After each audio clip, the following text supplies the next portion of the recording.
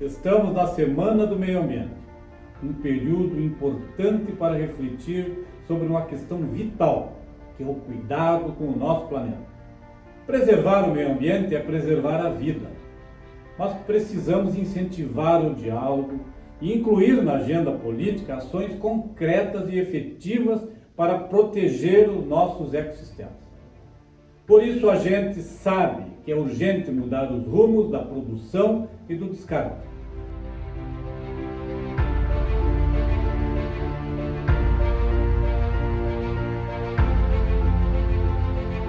Como reiterou ao mundo no ano passado o secretário-geral da ONU, Antônio Guterres, nós estamos em uma encruzilhada, com decisões importantes pela frente. Isso pode ir para um lado ou para outro, destruição ou conservação.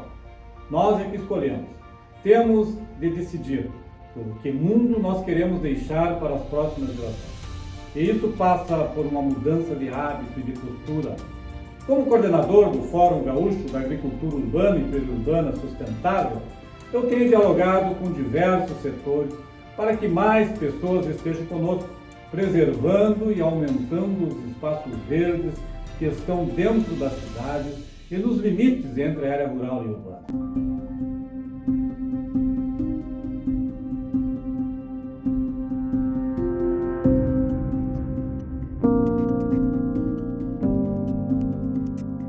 Aqui é o horto, aqui é saúde de verdade.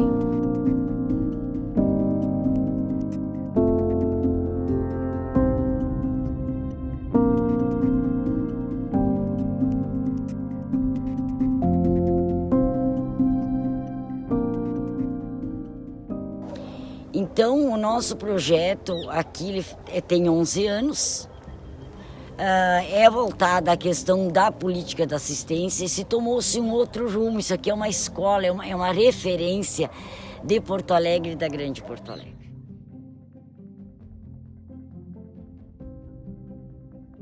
Então esse horto nos dá a oportunidade aqui de trabalhar com a comunidade.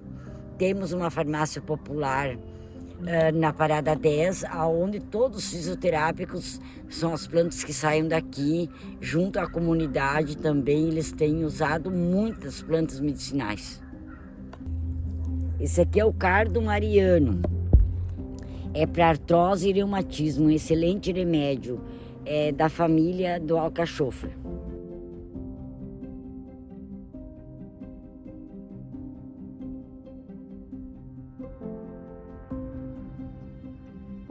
Aqui então é a nossa estufa, né? A produção de mudas, que todas as nossas mudas é tirado lá da matriz, né? Então essas mudas, ela tem um diferencial muito grande com mudas que é comprada nas floriculturas, nas agro, né? Então assim, essas mudas é a nossa sobrevivência do projeto. Nós não temos nenhuma verba do município, todo o trabalho aqui é voluntário. Não temos nada, então nós se viramos na venda de mudas.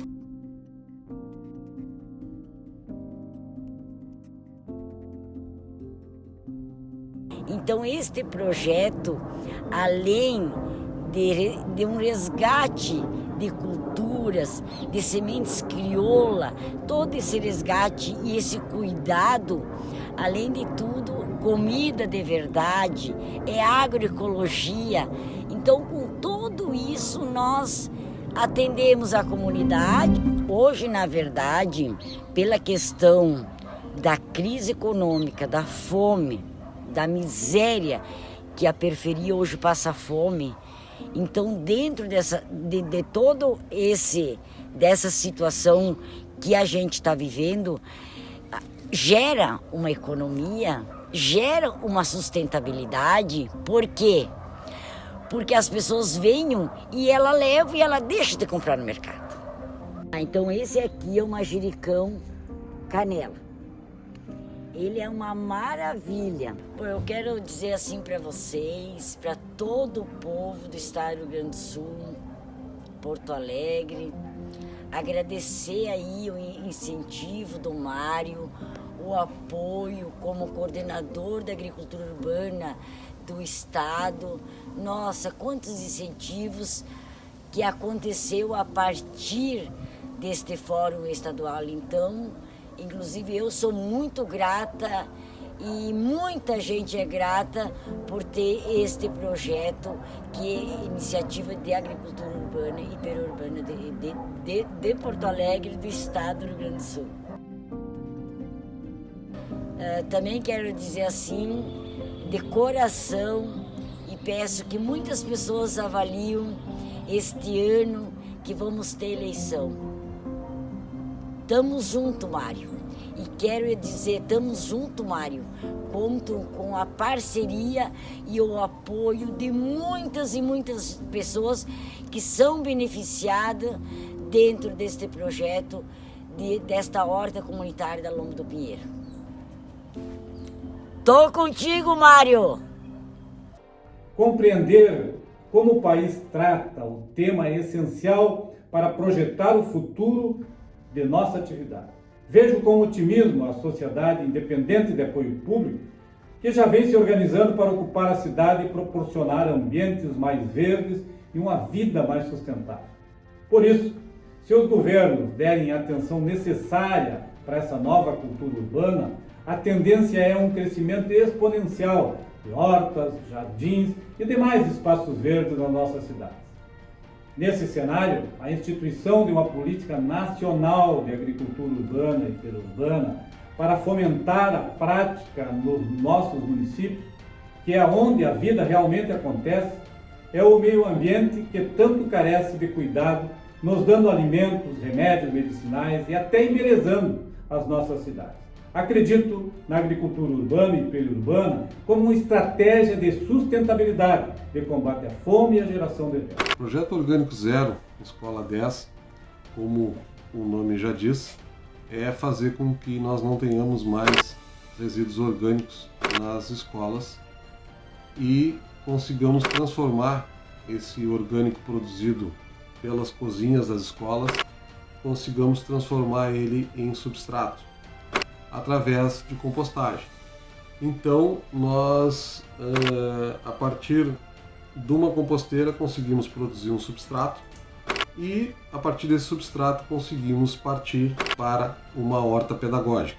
Essa horta pedagógica já vai ter por base uma terra, um material base de extrema qualidade, de alta fertilidade, que é o substrato oriundo da decomposição dos orgânicos que foram produzidos nas cozinhas na produção da merenda escolar. Então, eu não tenho espaço na minha escola porque eu não tenho pátio. O pátio é pequeno, o pátio é todo cimentado. Não tem problema. É possível fazer uma composteira vertical, não precisa ser necessariamente uma compostagem de solo. E nós conseguimos já percentualmente, vamos dizer, ou melhor, numericamente, conseguimos já zerar o orgânico de 2 escolas aqui em Pelotas. Então, nada de orgânico vai para o resíduo, para o RSU, para os resíduos sólidos urbanos, para o lixo comum, como normalmente se designa. Então, nós conseguimos ficar com esse resíduo na escola, transformar esse resíduo em substrato e, numa delas, já há uma horta pedagógica em funcionamento, e está sendo produzido alimento e está sendo consumido alimento pelos estudantes da escola. Então nós conseguimos zerar o resíduo. Um outro passo é a horta pedagógica e entre um passo e outro nós queremos também, de forma institucional, criar um selo para ser entregue para a escola de que ela efetivamente não está descartando o seu orgânico, está zerando o seu orgânico e não está mandando o orgânico para o aterro sanitário. Por que esse projeto não está em todas as escolas? Porque todo projeto ele precisa de uma sensibilização muito forte. Ele não pode ser imposto, ele tem que ser proposto, porque nós estamos falando de saberes. Então o projeto tem que ser conversado com a gestão, tem que ser absorvido pela comunidade escolar, tem que ter um engajamento de 100% da comunidade escolar, no mínimo de entendimento do que se está fazendo. Então esse processo é lento. Por isso que ele não está em mais escolas e não está em todas as escolas como nós queremos. Mas nós estamos chegando lá. A ideia é ampliar o máximo possível isso aí. O sequestro de plástico ele já é uma ideia mais doméstica. Ele parte do mesmo princípio de não enviar um tipo de resíduo para o aterro sanitário, que é o plástico. Então a gente faz o sequestro de plástico num recipiente do plástico de uso único, somente o plástico de uso único, é aquele plástico limpo, né, que vem lá da fruteira com as frutas, vem da padaria com o pão, aquele plástico que a gente consumiu o pão e ele vai automaticamente para a lixeira e vai para o lixo comum. E vai lá para o aterro sanitário, vai ficar 400 anos lá no aterro sanitário e não vai agregar valor nenhum. Nós temos ouvido muito, né? O plástico é um mal. Não, o plástico não é um mal. Ele é mal tratado, mal trabalhado e ele não tem o seu valor real, né, agregado. Por quê? Porque ele, a partir do sequestro, a partir da segregação correta, ele vai para a indústria, ele vai passar por um processo de extrusão e vai se transformar em outro produto e vai retornar ao ciclo, não causando impacto ambiental. Então, para isso, nós lançamos a ideia de sequestrar o plástico de uso único numa garrafa PET, ou num recipiente PET e encaminhar para as cooperativas de reciclagem. Lá ele vai ser separado por tipo, né, e vai ser encaminhado para a indústria para que retorne ao ciclo de uma forma a causar um impacto, o menor impacto possível. Eu tive a honra agora e o privilégio de ser convidado para um painel no 2º Seminário de Agricultura Urbana e Periurbana do Rio Grande do Sul, no auditório Dante Baroni, dia 30 de junho, sobre a pedagogia ambiental, sobre educação ambiental presente e futuro. O presente é hoje, o futuro é amanhã. Então, o ganho que vai se ter, o ganho que nós vamos tentar passar, é que a educação ambiental tem que se fazer presente, mesmo que de forma transversal em todas as disciplinas da escola. Ela precisa ser efetiva, ela precisa ter continuidade, ela precisa ter engajamento dos profissionais, do corpo docente das escolas, precisa ser vista com olhos de necessidade. Tá? Então é um diálogo necessário. A educação ambiental é um diálogo necessário. E a pedagogia ambiental, ela vai se utilizar dessas práticas, da compostagem, da separação dos resíduos, né, de evitar com que determinado resíduo vá causar impacto. E a pedagogia tem esse poder, né, de tratar os temas e de levar a temática ambiental a todas as disciplinas. Então, nesse painel nós vamos tratar disso aí, de como a pedagogia, como a didática pode auxiliar o meio ambiente, pode levar, fazer com que as crianças levem para casa, porque são os melhores multiplicadores, são as nossas crianças, eles vão levar para casa as boas práticas ambientais. Isso aí é o que nós vamos buscar tratar no seminário agora dia 30 de junho. Obrigado, Lourdes, obrigado, Alcione, pelo trabalho que vocês vêm realizar. Lembro que até 2050, mais de 93% da população do Rio Grande do Sul deve se concentrar no perímetro urbano, o que pode diminuir a população produtora de alimentos.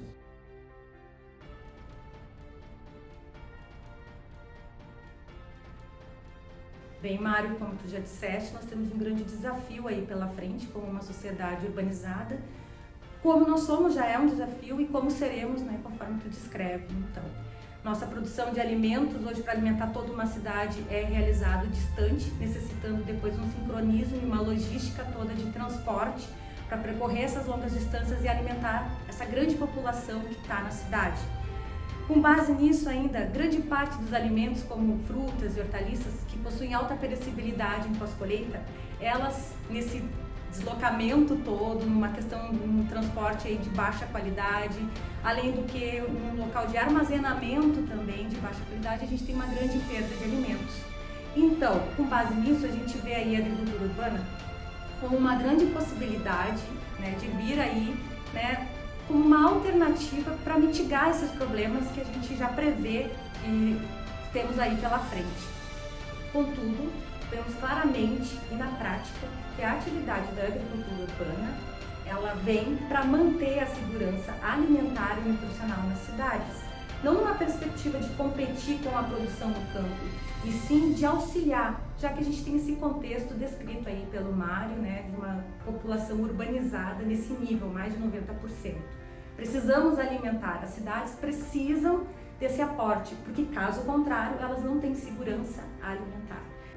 Então, em vários momentos históricos que a gente tem de relatos, a atividade da agricultura urbana ela veio como uma estratégia em momentos de crise, como por exemplo, durante a Primeira e Segunda Guerra Mundial, onde os Estados Unidos e a Inglaterra estimularam a população, principalmente os civis, a produzirem alimentos na cidade, em hortas, através de uma campanha publicitária com um grande incentivo para alimentar tanto civis como também militares.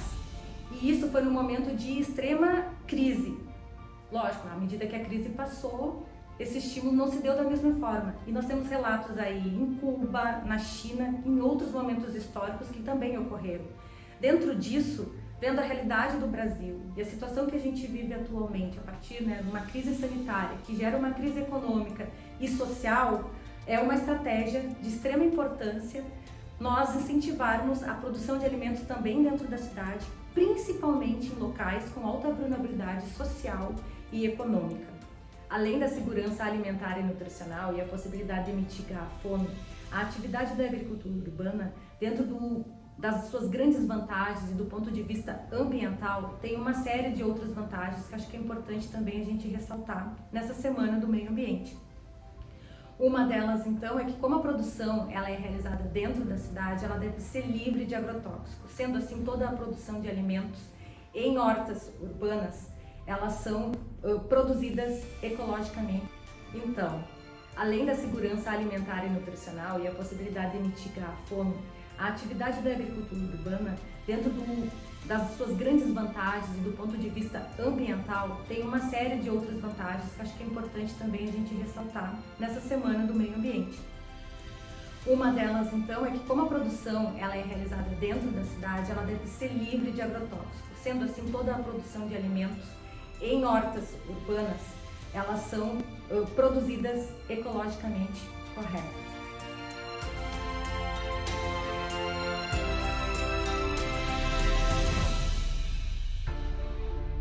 Também se promove a reciclagem dos resíduos orgânicos, que a gente considera como lixo, e sendo que do nosso lixo caseiro, do nosso lixo doméstico, 50% é resíduo orgânico, e isso não é lixo.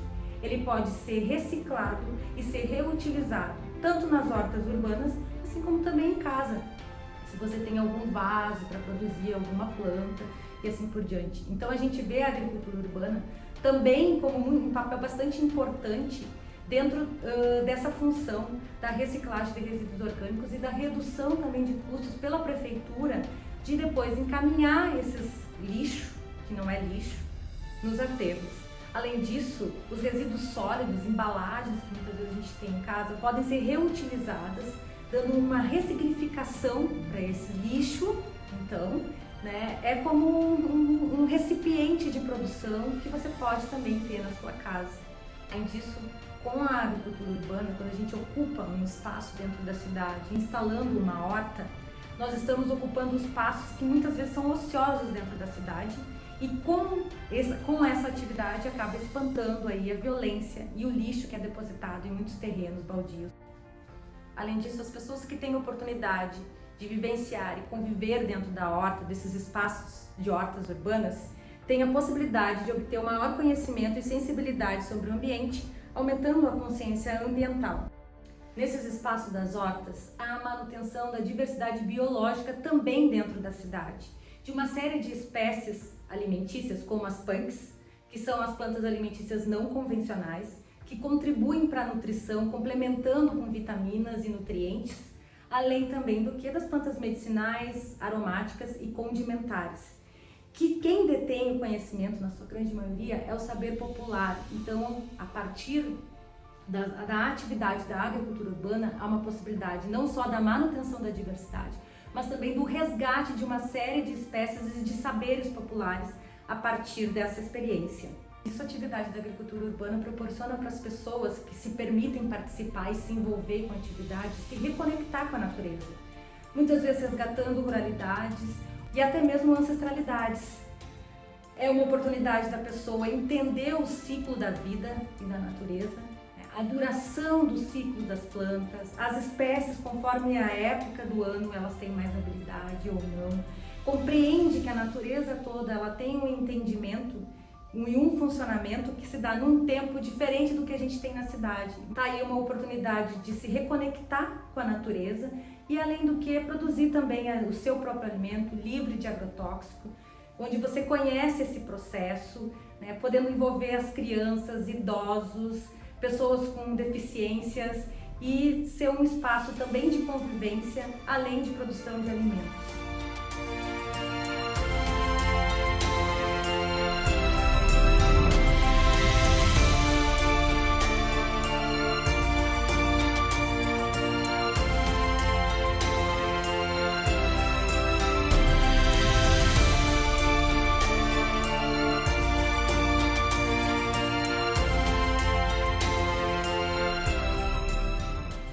As nossas webséries são interativas. Queremos te ouvir, estar contigo nessa luta, que é uma luta de todos nós.